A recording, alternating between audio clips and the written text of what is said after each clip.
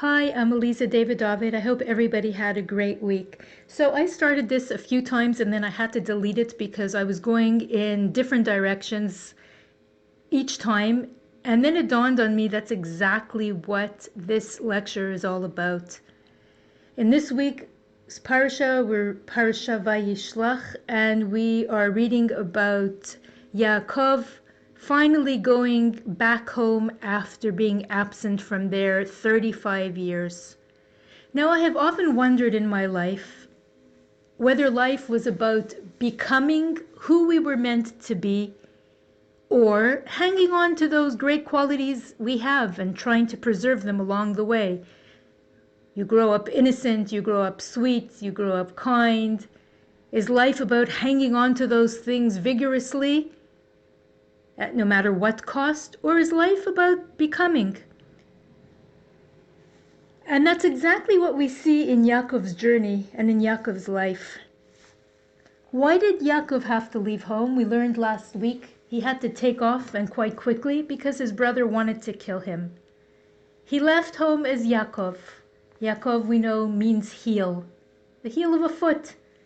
It doesn't really reflect the highest form of existence, except that we see that Yaakov in his life never had a chance really to settle down. He was always on the go. And he left as Ekev, foot, Yaakov. How did he leave home? He left home as somebody who manipulated and deceived his father by stealing his brother's birthright. Of course, this was all bashert, and it was at the advice of his mother, who was a prophetess, because his brother was not worthy of receiving the blessings and the birthright.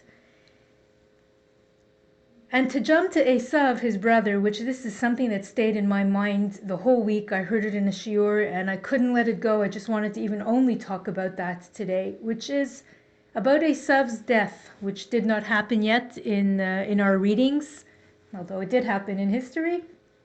But we didn't reach that point yet in our Torah readings.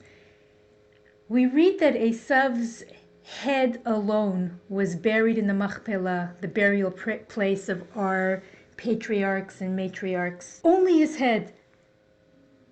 And that's because Esav, in his head, knew the right thing to do. He was not a dummy. He grew up in the house of Yitzchak, our great father, our great patriarch. He was the grandson of Avraham Avinu, who died when he was 15 years old. Esav was 15 years old when Avraham died. So he had the interaction with him. He grew up being fed the truth and monotheism and being good and doing chesed. He grew up in that type of environment that fed all those values, except that Esav rejected them all and wanted to be a womanizer and a hunter, a murderer, an idolater.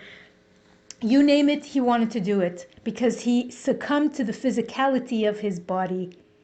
But in his head, he knew the right thing to do, and it's his head alone that's buried in the Machpelah. And so when I think about the roads that we all take in life and the road that Yaakov took, many of us know in our life what's right and what's wrong. But it's so hard to get your feet to follow what you know in your mind. And that's why Esav is so symbolic. It was severed. The head was severed. How many of us in our own life are severing our feet and our actions from what we know to be the right thing to do? Yaakov was somebody who loved Torah, who loved Hashem, who loved spirituality, and who loved godliness. Everything he did in his deceit with his brother was destined and was meant to be, because it was through him that God's commandments and God's direction and mandate on the Jewish people would come about. But he was a good person. He was a good soul. He loved Hashem. I mean, to say he was a good person is the understatement of the century. But he still had a lot to learn. And he leaves his house in haste, like many of us leave our houses. As young adults, after college, we get married, we leave our house with big dreams and big ambitions. And we go out into the world, and Yaakov grew in the same household as Esav, and he learned all that was good and all that was godly and all that was wise and all that was just. And he took a different road than his brother Esav. He just wanted the world of spirituality. But God sent him on a mission with his feet. God sent him on a mission. And God sent him to the house of Lavan, who was the most corrupt person in the whole world, and a lowlife and a liar, and he changed his deals with Yaakov 10 times, except that the rabbis teach that it was 10 times 10, so he changed every agreement 100 times. And Yaakov found himself in all types of scenarios which could change his personality. And he finally leaves the house of Lavan after 20 years, which throws us right into this week's parasha. And just as he's leaving the house of Lavan to start his life, and he takes his family and his wives and all of the riches that he accumulated, and he's about to face his brother Esav after approximately 35 years of not seeing him. And he's terrified because he left home because Esav wanted to kill him. But before he meets with Esav, he has an interaction. And when he was alone, he encountered an angel. And that angel came to fight with him. And he wrestled with him the entire night. And Yaakov wouldn't give up. Yaakov, we know, was very strong. Where it took the whole town's men to lift the rock off of a well, Yaakov came on his own and lifted that stone. He was strong, but this angel was strong because he had a mission. And this angel was to fight Yaakov so that Yaakov would decide who he is and what he is.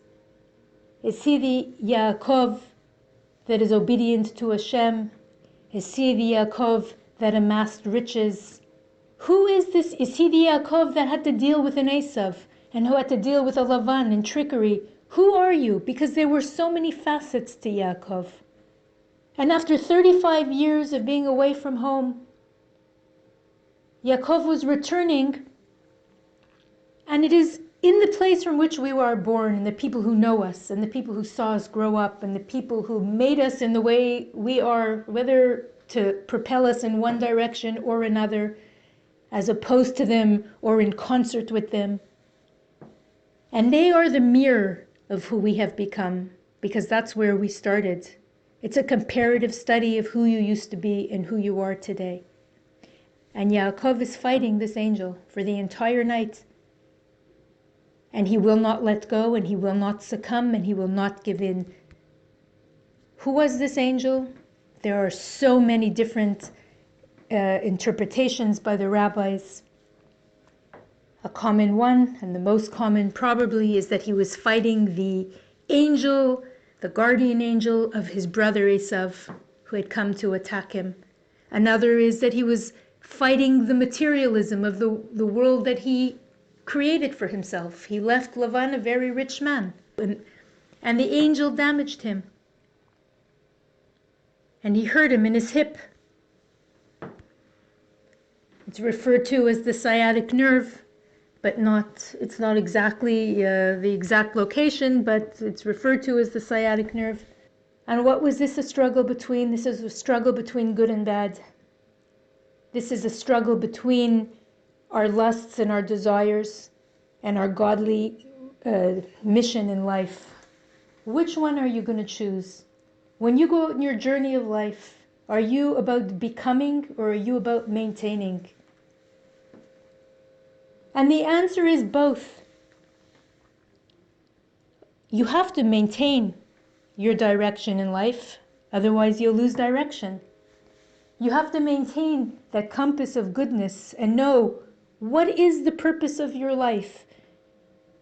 There was a great quotation, I don't remember which book I read it in, as if you're going nowhere, all roads will get you there. But if you're going somewhere, and that is following God's laws and God's Torah, then there's only one road to take. And that road has within it all the guidelines of our behavior. Because when you travel that road, it's not about the destination. It's about each interaction along the way. And that's why we learn Yaakov. He started as the foot because he was coming and he was going and he had to deal with all types of people. You can't just hide in your tents, as Yaakov was a person of the tents who loved to study Torah. Wonderful, great.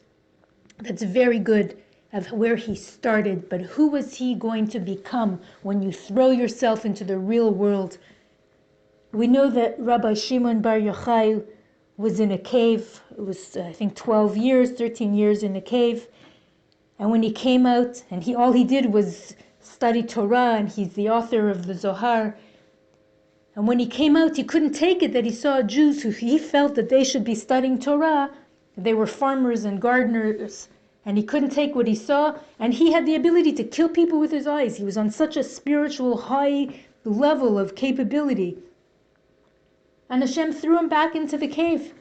And he said, I didn't take you out of the cave to destroy the world. Go back for one more year. He went back into the cave for one more year so that when he came out, he should understand that to live a life of Torah is not to keep it just in the synagogue, just in the tent, just within your house around the Shabbos table. Judaism, you take with you wherever you go. And that's why we're called the wandering Jew. Wherever we were thrown into the world, we had to wander. We could never rest our heel like Yaakov couldn't rest his heel. Wherever we were thrown into the world, we had to take our Judaism with us. And that's why symbolically, when the Jews were carrying the Sefer Torah, they put it in an ark with two poles to carry it, because the Torah is transportable. It has to dictate every single one of our actions along the way. So Yaakov, in his going, and in his doing, and in his living with Lavan, he had to maintain who he was, but he also had to expand on who he was. When you're thrown into the test, when you're thrown into the fire, that's when you know who you are. And if you really believe in the things you believe in, if you can really stand for the things you stand for, is when you can apply them in life, in the living, breathing life of every moment and of every day. But we also learn that Yaakov was injured in his battle with this angel. Because yes, when we go through life and we go through our hardships, both as individuals and as a nation, we're going to take our hits. Yaakov left that interaction limping, but he prevailed. He prevailed. And just as individuals and just as a nation and just as in a global world, everybody, humanity, we will have our hits and we will have our hardships. And we might limp through until we hit the finish line, but we will get to the finish line. And Hashem will bless us. How do we know? Because when Yaakov had this battle with the angel, in the end, the angel was begging for mercy. And Yaakov said, I will not let you go until you bless me. And the angel blessed him. The angel was there to destroy him, to hurt him, to kill him, to stop him from having children, stop him from perpetuating Judaism. He lost. Not only did he lose, but he blessed him in the end. And we learned that in the Messianic age, finally, all the hardships that the Jewish people went through, Egypt and the Holocaust and the pogroms and anti-Semitism and all forms of oppression and hardships, in the end, all those who came to hurt us will come to bless us in the end.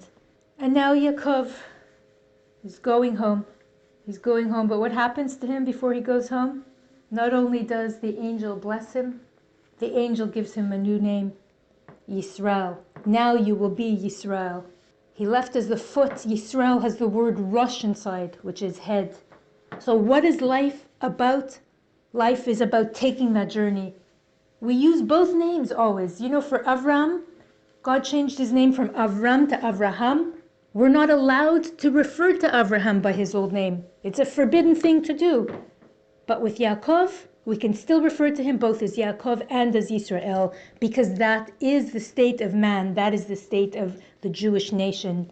We will have our travels. We'll be on our heels. We'll have to take off from this place and go somewhere else to be safe. But as we're going, we have to lead with our head. We have to do what Hashem wants us to do. Our life is about maintaining who we are and becoming even better. Don't be like Esav. Everything that you know is right is in your head. You have to put your head back on your body. You know, my mother used to tell me, your head wouldn't be attached, you would leave it at home, like your school bag and your keys and everything else. In life, we have to take our head with us and our feet. This week, President Trump bestowed the Presidential Medal of Freedom upon former college football coach Lou Holtz. And Lou Holtz said that there are two great days in a human being's life. The first is the day he's born, and the second is the day he finds his purpose in life. We don't have to travel a whole life to find our purpose. We know our purpose. Hashem gave us our purpose. It's right there in His Torah. We cannot keep the Torah in our heads and contemplate it like we're a philosopher over fine wine. The Torah has to penetrate every single fiber of our being, and that's why the 613 commandments divided into 248 positive commandments, 365 prohibitions. The rabbis teach that the 248 positive correspond to the 248 organs in the body and 365 sinews in the body. And that's what we learn in the Shema Yisrael, to keep the words that God gives us with all our heart and with all our soul and with all our might in our entirety. A long time ago, I remember Donald Trump used to say regarding people's dreams when they went to New York and they wanted to make it, he said, dream big or go home. One thing we know for sure, we're all going home. Life is short, our journey is short, we will meet our Maker. So I'll just modify what Trump said. Live big, live right, do good, so that when we do go home and we look in that mirror, we have nothing to be ashamed of, that we didn't cast off our Jewish identity and our Jewish values just to get through life. So what? So we show up in front of the mirror limping. That means we put up the good fight. If we have no bandages, we probably didn't fight for anything at all. Shabbat Shalom.